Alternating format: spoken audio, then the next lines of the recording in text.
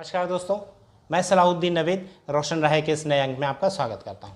दोस्तों, आज हम हाजिर हैं एक सवाल के साथ जो ऑटिज्म से अलग बौद्धिक दिव्यांगता के संबंध में है। सवाल पूछा है रीता मिश्रा जी ने। आप लिखती हैं, मेरा लड़का 18 साल का है, पढ़ता नहीं है, पैसा भी नहीं पहचान पाता है, क्या करें सर, प्लीज बताइएगा। दोस्तों, रीता मिश्रा जी के सवाल का जवाब देने से पहले अगर आपने अभी तक हमारा चैनल सब्सक्राइब नहीं किया है तो कृपया सब्सक्राइब करें, लाइक करें, शेयर करें ताकि हम हर उस फैमिली तक पहुंच सकें जिसको हमारी ज़रूरत हो सकती है। रीता मिश्रा जी के सवाल को लेने का मकसद ये है कि हम ये समझें कि ऑटिज्म के अलावा भी और भी अवस्थाएं होती हैं जिनमें बच्चों को बहुत सारे इश्यूज़ होते हैं, बहुत सारी प्रॉब्लम्स होती हैं। दूसरा, अगर हम वक्त पर स्टेप्स ना लें तो भविष्य में हमें इस तरह की समस्याओं का सामना करना पड़ेगा, चाहे वो कोई भी डिसेबिलिटी हो, चाहे वो ऑटिज्म हो, इंटेलेक्चुअल डिसेबिलिटी हो, मल्टीपल डिसेबिलिटी हो या कोई और कंडीशन हो। अगर हमने समय रहते प्रॉपर थेरेपीज़ नहीं ली तो भविष्य में इस तरह की समस्याओं का सामना करना पड़ेगा। इससे गंभीर समस्या भी हो सकती है, इससे कम समस्या भी हो सकती है, लेकिन समस्या होगी, ये तय है। रीता जी, आपका बच्चा 18 साल का है और पढ़ लिख नहीं पाता है, यानी कि उसकी बौद्धिक क्षमताएं कम हैं। तो यहाँ पे बड़ा क्लियर है कि उसको बौद्धिक अक्षमता है, इंटेलेक्चुअल डिसेबिलिटी है।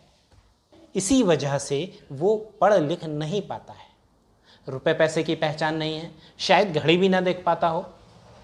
ऐसे बहुत सारे काम होंगे जिनमें दिमाग का इस्तेमाल होता है, वो सारे काम वो नहीं कर पाता है या नहीं कर पाता होगा।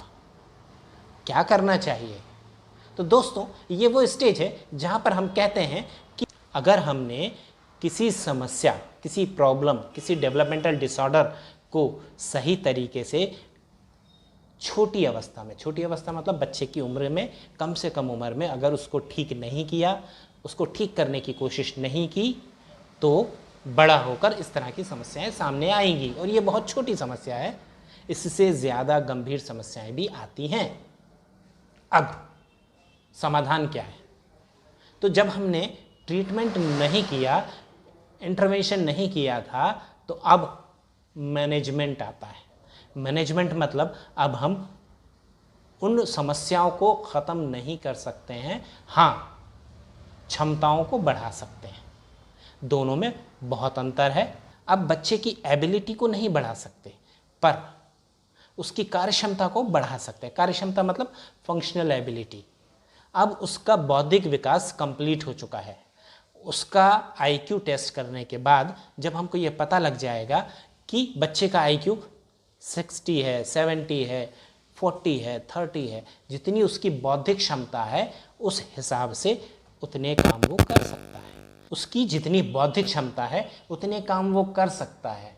और मूल्यांकन के बाद ये समझ में आएगा कि जितनी बौद्धिक क्षमता है, क्या उतना वो इस्तेमाल कर रहा है। तो दोस्तों, अधिकतर केसेस में ये होता है कि बच्चे की क्षमताएं ज़्यादा होती हैं, बच्चा इस्तेमाल कम करता है, और ये सामान्य बच्चों के साथ भी होता है। तो हम उन क्षमताओं का प्रॉपर इस्तेमाल कर सकते हैं। कैसे? तो ये संभव होता है स्पेशल एजुकेशन यानी विशेष शिक्षा के माध्यम से। बौद्धिक अक्षमता में प्रशिक्षित विशेष शिक्षक यानी स्पेशल एजुकेटर इन इंटेलेक्चुअल डिसेबिलिटी वाले स्पेशल एजुकेटर्स आपकी मदद कर सकते हैं। वो बच्चे की योग्यता या क्षमता के अनुरूप योग्यता को विकसित करते हैं, डेवलप करते हैं, और बच्चे को ये सारी चीज़ें सिखा सकते हैं उसकी एबिलिटी के अकॉर्डिंग, उसकी योग्यता के अनुसार। और जब ये संभव होता है, ये कर पाते हैं, तो बच्चे की क्षमताएं बढ़ती हैं, समस्याएं कम होती हैं। अब यहाँ पर होलिस्टिक ग्रोथ या होलिस्टिक डेवलपमेंट का जो हमारा कॉन्सेप्ट है वो थोड़ा सा पिछड़ जाता है। क्यों? क्योंकि उम्र ज़्यादा हो चुकी है। तो उम्र बहुत मायने रखती है हर पेरेंट्स के लिए कि सही उम्र में इंटरवेंशन करना चाहिए, और सही उम्र है 0 to 3 ईयर्स। अगर वो उम्र चूक गई तो ज़्यादा नुकसान होता है। उसके बाद डेवलपमेंटल एज थोड़ा सा आगे देती है आपको इजाज़त 3 to 5 ईयर्स। आप वहाँ पर भी मेहनत करेंगे तो बहुत सारी समस्याएं ख़त्म हो जाती हैं, पैदा ही नहीं होती हैं, मैनेज हो जाती हैं। तो वो होता है ट्रीटमेंट पार्ट। लेकिन जब बच्चा 15 साल 18 साल का हो जाए तो डेवलपमेंटल एज कंप्लीट हो चुकी है। बच्चा जब 18 साल का हो गया है, इट मीन्स कि डेवलपमेंटल पीरियड जा चुका है। अब ट्रीटमेंट ख़त्म, अब क्या बचता है? मैनेजमेंट, प्रबंधन। हमें बेस्ट मैनेजमेंट टेक्निक्स अप्लाई करनी चाहिए, जिसमें साइकोलॉजिस्ट और स्पेशल एजुकेटर आपकी मदद कर सकते हैं, और समस्या के अनुरूप हम ऑक्यूपेशनल थेरेपिस्ट, फिजियोथेरेपिस्ट, जिस भी एक्सपर्ट की मदद की ज़रूरत है हम उसकी मदद ले सकते हैं। यहाँ पर एक चेतावनी है। वो चेतावनी ये है कि एक ही आदमी यानी कि एक ही स्पेशल एजुकेटर अगर सारी टेक्निक्स का इस्तेमाल करने का कहता है, यानी कि मैं फिजियो भी कर दूंगा, मैं स्पीच भी कर दूंगा, मैं ये भी कर दूंगा, मैं वो भी कर दूंगा, तो पैसे बचाने के चक्कर में अपना समय नष्ट मत करिएगा। आप ये चेक करिएगा कि आपके जो एक्सपर्ट हैं, स्पेशल एजुकेटर हैं, क्या वो योग्यता रखते हैं हर चीज़ को विशेषज्ञता के साथ डील करने की। तो दोस्तों ये संभव नहीं है, क्योंकि हर एरिया एक मास्टरी वाला एरिया है। मैं भी occupational therapy, physiotherapy, speech therapy में दखल नहीं रखता हूँ, नहीं करता हूँ। क्यों?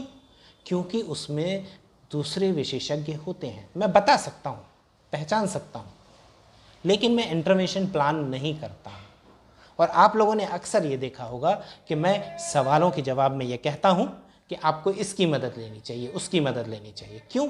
क्योंकि वो सही व्यक्ति हैं जो आपको बग़ैर वक्त ख़राब किए आपकी मदद कर सकते हैं। अब ये अलग बात है कि आपको उचित या सही विशेषज्ञ ना मिले, ये अलग बात है। आपके क्षेत्र में उपलब्ध ना हो, उपलब्ध हो उसका एटीट्यूड ख़राब हो, उसमें एक्सपर्टीज़ वाले गुण ना हो, ये अलग बात है। लेकिन कोशिश कीजिए कि आपको बेस्ट और नियरेस्ट एक्सपर्ट मिल जाए। अगर मिल जाए तो इससे अच्छी कोई बात नहीं है। अपना 100% लगाइए, एक्सपर्ट पे डिपेंड मत होइए।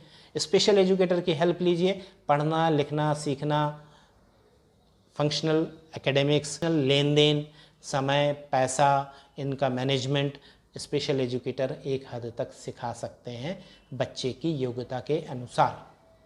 आपको उसका बस इस्तेमाल करना है, उनसे सीखना है, वैसी अपॉर्चुनिटीज़ देनी है, उसी तरीके से सिखाना है, और धीरे धीरे ये संभव होता है। बस बच्चे की बौद्धिक क्षमता यानी कि इंटेलेक्चुअल एबिलिटी इसकी इजाज़त देती हो। अगर बच्चे में क्षमता है तो बच्चा कर पाता है। उम्मीद है आपको आपके सवाल का जवाब मिल गया होगा। दोस्तों, अगर आपने अभी तक हमारा चैनल सब्सक्राइब नहीं किया है तो कृपया सब्सक्राइब करें, लाइक करें, शेयर करें ताकि हम हर उस फैमिली तक पहुंच सकें जिसको हमारी ज़रूरत हो सकती है।